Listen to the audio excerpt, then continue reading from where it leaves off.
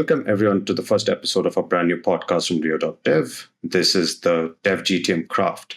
And we'll be talking to Developer GTM practitioners, pulling back the curtain on their smartest playbooks and dig into insights that make the Developer GTM just so very unique. Today, we have our first guest on the first season. We have Orlando Nieves. Orlando leads revenue operations for Unstructured.io and lives in Denver, Colorado. Orlando, welcome. Hey, Aditya. Thanks for having me.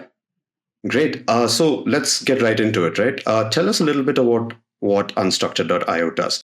I know you do a little bit around helping large organizations adopt LLMs, but yeah, I would love to learn a little more about what Unstructured does. Yeah. You can think of Unstructured kind of just as an ETL platform specifically for unstructured data types. So not only for LLMs, but for all data that's going to be feeding any Gen AI project. So data being machine readable, it's going to be critical for any AI initiative so that models can act on your company's knowledge. We refer to our solution as ETL+, because the unstructured platform takes care of not only moving that data from source to destination, but it takes care of everything ranging from maintaining connectors to transforming all your file types, third-party enrichments, security and compliance, model updates, all of it. So you'll notice I just named a ton of different components involved in our solution. And that's because we have something that we call the rat's nest. And the rat's nest is when companies try to build this data pre-processing solution in-house. It's wild, it's expensive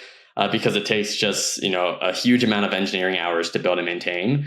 It has all these components tangled into each other. So the whole point of Unstructured platform is to take care of that for you in a nice, clean package that just plugs into your tech stack so your engineers can focus on building the part of your product that your users are actually going to interact with. Really, so a reason I'm on this podcast is Unstructured has a robust open source package that is typically a part of that rat's nest I mentioned. And so I really focus on how are we going to convert those open source users into enterprise customers. Awesome. That's very interesting. And I would imagine like the use cases for your end customers to work with this run the spectrum from customer success to sales to marketing to a variety of end functions are probably going to consume data that's kind of transformed, ETL+ by unstructured. So it's possible even that developers are working on different things in different parts of the organization and making multiple rat's nests in different places across the company. Yeah, exactly. And I'm sure you've seen it. It's so easy to make a rat's nest and all these different nests existing in different parts of the companies, and one thing breaks and suddenly the whole system just comes crashing down. So we aim to address that and get rid of that possibility. Yeah. And I think as startups, we're especially good at making rat's nests, even when there isn't a need to do that. Exactly, right. They always say with startups, create things that aren't scalable, which good. Yeah, you start doing what you need to get your startup off the ground, but eventually you're going to have to formalize it because you are going to want to scale. Absolutely. Yeah. And you yourself, you come from a slightly different background from what we typically see in SaaS and developer tools, don't you? I do. Yeah, I was a military intelligence officer for 7 years, directly before coming to Unstructured. So it is my first private sector company. But I've been here for well over a year, and it's been a great learning experience for sure. That's amazing. And what brought you to unstructured and revenue operations in particular out of the military?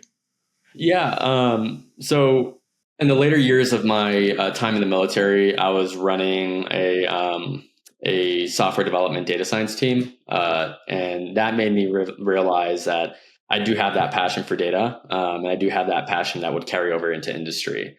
While I was also doing my more pure intelligence responsibilities, I noticed that my favorite thing to do was to operationalize intelligence. So it was enabling that execution phase and allowing the front line to get after a target. Now, that's directly translated over to what I do now at Unstructured. While I was initially standing up our internal data team, I had a very similar feeling. In RevOps and go-to-market engineering, you have all these responsibilities to include strategic level reporting, which is very important. But my favorite part, the part that I find the most exciting, is working with data and operationalizing it for the go-to-market team to get after what we would consider their targets, right? So marketing and sales, for example, enabling them to know who they need to go after to convert prospects into deals and when they need to do it. And the most important part of that is having actionable data to provide. That's amazing. That's an amazing insight. That for revenue operations, I think we very often lose sight of the forest for the trees. Working on connecting this tool to that platform, moving the data from here to there, when the reality is more about how we're creating usable, actionable data points and insights for the GTM team. That's amazing. Yeah, that's a very wonderful insight over there, and I think it's a good segue as well to talk about SaaS GTM team's favorite topic, which is the tech stack. So yeah, shed a little light on what's the set of tools and platforms that you're using across the unstructured GTM process. Yeah. Talking about tech stack and a startup with a go-to-market, that always leads to a rat's nest as well. So we had our own for a little bit, but we've cleaned it up the past few months. So we use HubSpot as our CRM. We have a few other tools integrated with that. So we do scoring with KeyPlay. We use 6sense for automated and manual prospecting and enrichment. And then we use Reo.dev for tracking developer intent signals on our open source package, our GitHub, our docs. So once we have all this data that we have access to, we pipe it, including that Reo data, into our internal data warehouse, which feeds internal company level dashboards. And then we also pipe that data to our CRM to trigger the outbound email sequences and motions that marketing and sales engages with. Additionally, with that, because we do get some contacts, whether from Reo or whether from 6sense, we get some that only have a LinkedIn profile. And we use Meet Alfred for automated outbound for those contacts specifically, so that we could have just automated outbound on LinkedIn. That's very interesting. So how many reps do you have enabled by this entire system?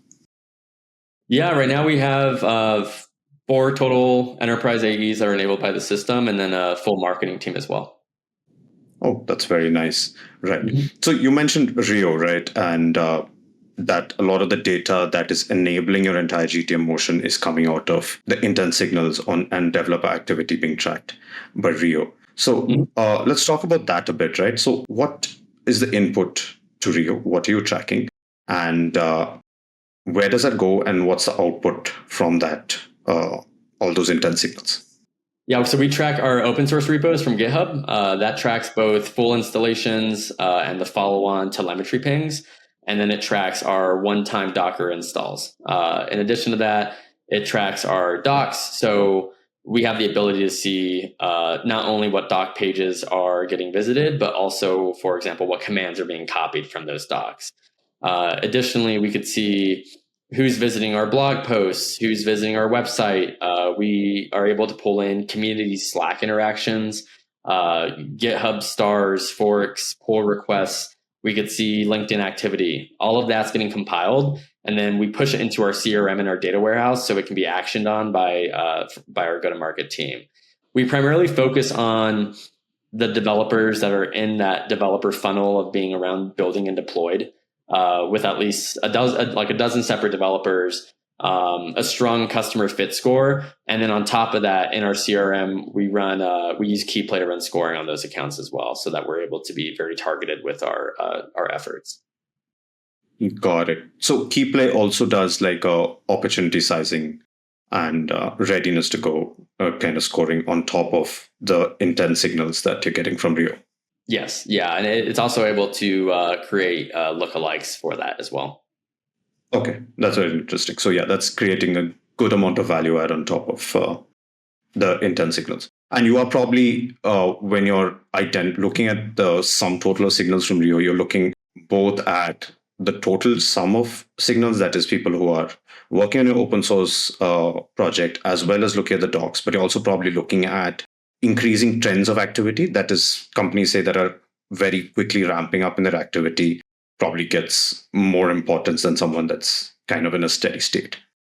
Exactly. Yeah, we focus on the companies that have layered signals. So like not necessarily one type of signal, but different signals from different individuals layered on top of each other. We also don't want to be too late when we reach out to these companies, because we don't want them to already be committed to that rat's nest or to have the mentality of, hey, we built it, right? We're proud of it and we want to keep it. We want to get to that sweet spot of reaching out at the right time. So it's pointing out their issue, but they're not so invested in their homegrown solution that they don't want to come away from it.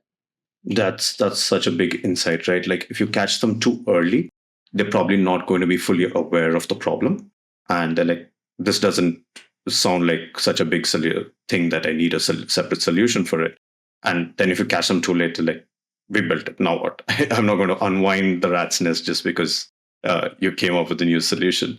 Yeah, that's pretty interesting. So yeah, so there's going to be a lot of then rapid decision making in real time analysis. Are you deploying any AI or any AI agents on top of this? Yeah, we so actually the way that we measure when we would want to reach out to a customer, we actually use some AI agents to continuously analyze our current pipeline. So essentially, what we're looking at is we're looking at the companies that we're converting, but we're specifically analyzing where they were in their developer funnel. What signals were they exhibiting when they converted? So then we try to replicate that with the timing of when we reach out to companies that look like them. So essentially, we're using that historic and current pipeline data to drive our future decisions on what the threshold is, but also when, right? The when is extremely important with that. And I will also say, like this type of data that we're getting is also how you just discover the ICPs for your paid product, right? You really start to see the delineation and trends between who would be best postured for an enterprise solution and who's not, right? Just because you have a company using your open source doesn't make them worth pursuit, and that's completely fine, right? You have to be targeted with who you're going after. That's true. Yeah. Someone may just be happy making a very small stats nest, and that's enough, and that's all they need, right? Does that extrapolate well, though, especially when you're talking with large companies and kind of like an enterprise GTM? That because everyone says that every enterprise is going to be different, and it's a whole separate process every time. So, do you find that tracking from the timing that you had with the previous closed one that works well, applying it to new potential deals and saying, okay, this worked. This timing worked for this company in healthcare. We can apply it to another company in healthcare, and that tracks well. Does that track well? Yeah, I'd say it tracked well. I mean, I think the use cases that we come across, especially in the AI space, because it's growing so fast, and you have literally every single industry out there, right? Like every Fortune 1000 is trying to build their own AI solution. All the use cases are just so unique and different from each other, but you have those similarities, right? So I think going based off the timing of closed ones is good enough to be able to get you in the door, and then it's at that point you just have to conduct discovery and figure out, okay, how am I going to actually tailor this solution to feed this specific use case? That's amazing. Yeah, absolutely. And is there any particular use case that kind of predominates for you in terms of, like, say, handling, say, data of customer success or manufacturing or anything that is a dominant use case for you guys? Yeah, I mean, we see some industries that are more common. Like the like finance industry is a big one. But at the same time, I think it's also just as diverse as just the total addressable market that's out there conducting their AI initiatives. Because you have some companies that have been around for over 100 years, right? And they have all this logs data, and it's extremely complex, and they want to have like this internal chatbot, but they also want to be able to make new product recommendations based off of a generative AI model that they have running in house. So it really is just so diverse. But fortunately for Unstructured, like regardless of what the use case is, you need that data that you have just historically sitting around in your company in all your different locations. Like you need that in a format that is machine readable. And then once it's machine readable, you can feed that really into whichever project that you need it to be. That's really cool, right? I think you're sitting in a beautiful product market fit at the intersection of like historically really messy data that no one tried to clean up and standardize, and the need for the next big shiny thing, which is AI and LLMs and just working with that data and making it readable. That's amazing. Yeah. So just coming back to the entire GTM process, right? We talked about how you're looking at intent signals from Reo, you're piping this into your CRM and your data warehouse, you're doing a bunch of outreach. Can you shine a light on how exactly you're doing that outreach? Having looked at the intent signals, found the right time, and you're going after, since you mentioned finance, like let's say JP Morgan, right? A company like that. How do you actually do the GTM process from there? Yeah, our play really is to get our data in front of the prospect, right? For some reason, I've noticed people are afraid to place the data in front of the user, but they shouldn't be, right? It's very powerful.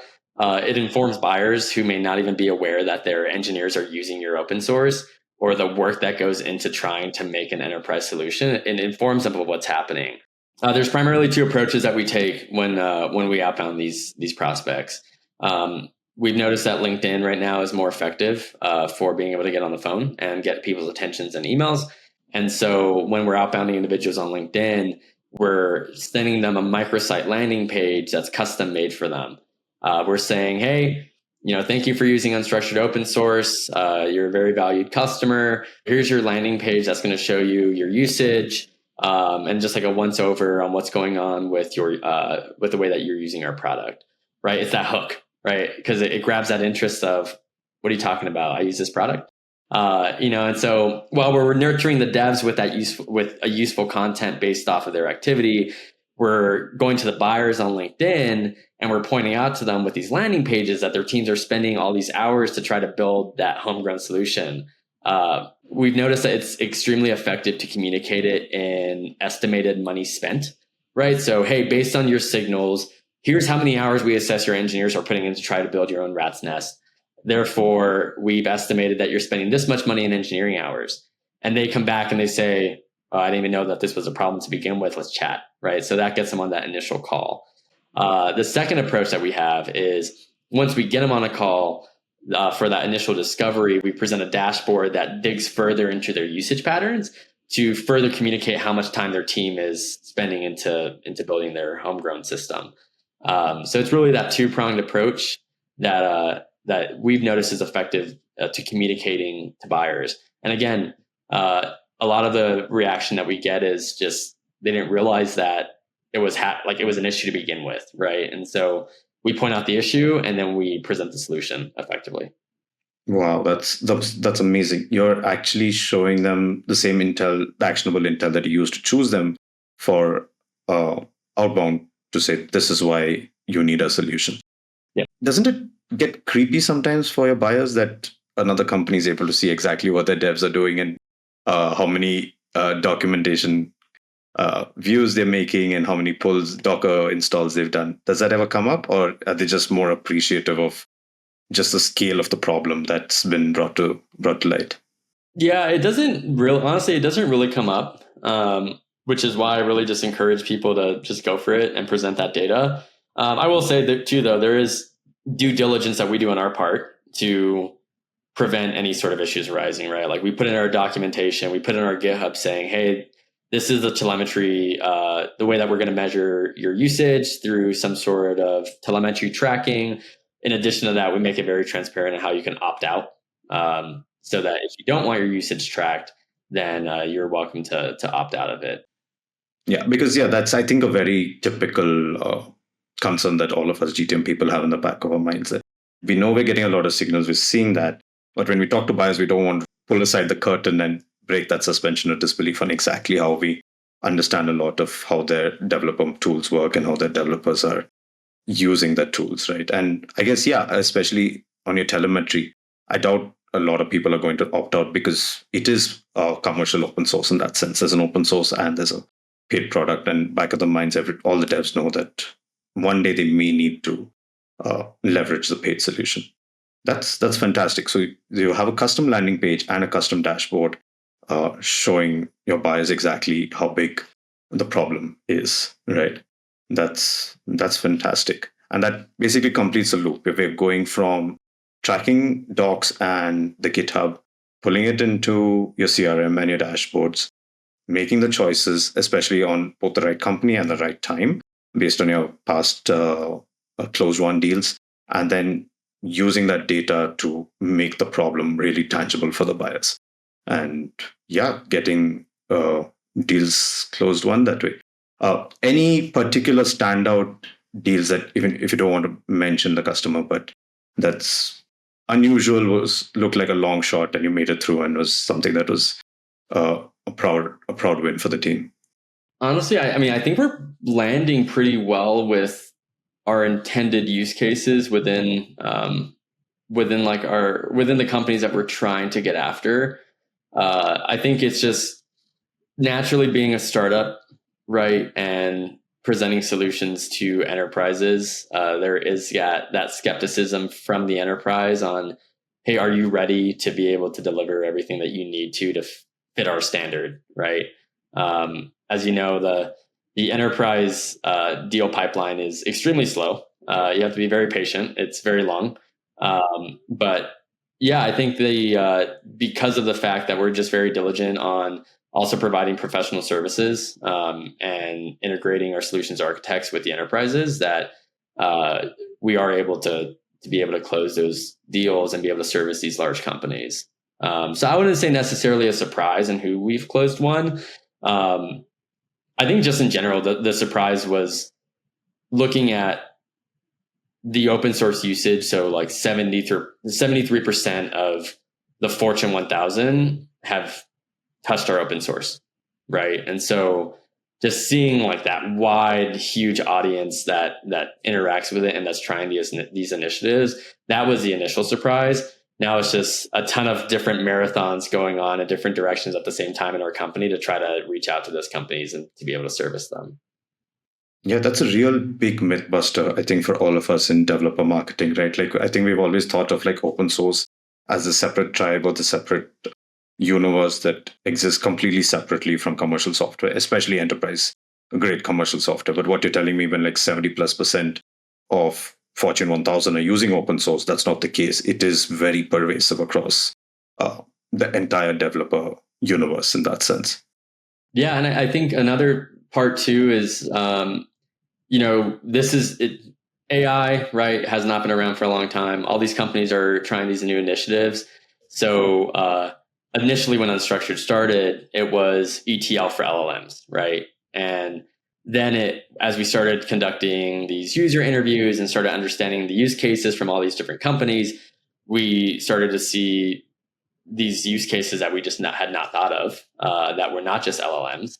And so we're learning alongside the customers as they learn about what they need from the AI, from their AI initiatives.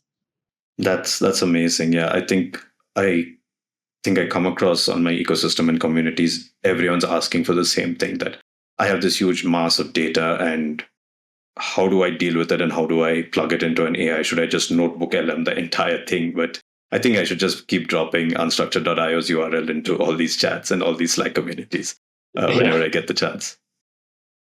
Wonderful. I think that wraps up what we want to talk about from your GTM motion. We're going to do something fun, something interesting, and what I hope will be our favorite part of the DevGTM Craft. We're going to play a bit of a game. And I'll let you choose this beforehand. We had two options. We had explain like I'm five, and we had whose pitch is it anyway. So we're going to do explain like I'm five. And what we're going to do for everyone who's going to be watching this is Orlando's going to be given a marketing or GTM concept, right? Like GTM engineering, for example. And he's going to have to explain this like he was talking to a 5-year-old, right? We GTM folk can barely explain it to ourselves. So it's going to be very interesting to see how we do it when talking to an imaginary 5-year-old, right? So Orlando, I have a few options for you. Okay. I'll give you two at a time. And if neither of them are like make sense, we can bounce to the next two, right? Okay. So the first two I have, the first is A/B testing. And I have the second one I have is user generated content, right? I have a hint for both, but tell me if either of these work and I can give you the hint as well. Okay. I think A/B testing I'd be able to do. Can you give me a hint for the user generated content? Sure. So for user generated content, try and explain it like if you're talking to 5-year-old, explain it like when your friends make up their own stories about your toys and you share it with everyone, and then they share it with everyone, and then they share it with everyone, and everyone's making up their own stories about toys. So that's like a hint. Well, almost a story, almost AI-fied, but yeah. Okay. So I guess I'll start with the first one, A/B testing. Okay. Yeah. If you want to count down, or you can start whenever you're ready. Take as much time as you want to. Okay. So 5-year-old A/B testing. You have two different types of cookies that you think people are going to love, right? You want to be able to sell these cookies, but you really want to know which of these cookies are going to be better and who's going to like enjoy, or which of these cookies is going to make you more money and bring people more joy. So what you're doing is you're putting both of these cookies out there and you're selling them to your friends. You're going to your teacher, you're going to your friends, and you're giving these types of cookies to different people, and you're measuring their reactions. You're watching them and you're saying, did you smile? Did you frown when you had my cookie? And you're measuring the results. And essentially through that, with some time, you're going to be able to see which of the cookies that you made is going to be better for you to sell and be the best cookie. That's perfect. I have to applaud that. That's one good cookie of an explanation. I think my 3-year-old would get that too. Yeah. But yeah, good one. Good attempt at that. Yeah. Thanks. That's it. Just any last thoughts? What's been really interesting about um, selling a developer tool, and something that's maybe been an interesting insight over the last year in the space? Yeah, it's especially in this space and like in the AI space, things are just changing so much. So it's extremely important that if you're selling a developer tool, that you just keep yourself up to date on the latest news, the latest product releases. Like talk to the engineers that you're selling to, not only to try to sell your product, but to understand what they need, because then they give you insights that you didn't even realize that that you had to incorporate into your strategy. So especially when everything's just so rapidly changing and growing as an industry. Very nice. Yeah, I think that's so true, right? And like we all talk about it, like talk to your customers, talk to your audience. But I think with developer tools, you have to just ratchet that up, ratchet the dial of that all the way up to 100, and then a little more till the engine's getting over hot, because there's just so much happening. And there's just pretty much every developer is at the cutting edge of that space, or at least reading up on the cutting edge of that space. And we need to be able to understand where they live. Yeah, exactly. And it's like at this point, and especially me transitioning from a completely different career, there are so many books and podcasts, and it's impossible to get through all of them. So I just really rely on all my peers and my coworkers to make their best recommendations, because I also just lean on them to keep me up to date as well. Yeah, absolutely. I've been a developer marketer at 3 different companies in the last 5 companies that I've worked, and every time it just keeps me humble, right? Like the amount that moves, and every quarter something's moving and something's different, and it's such an interesting space to be working with developer tools. So yes, with that, I think we'll wrap this up. Orlando, it was an absolute joy and pleasure to talk to you about Unstructured.io and intent signals and cookies and so many other things, and military intelligence as well. Great to have you here. It was great to be here. I really appreciate you having me on the show.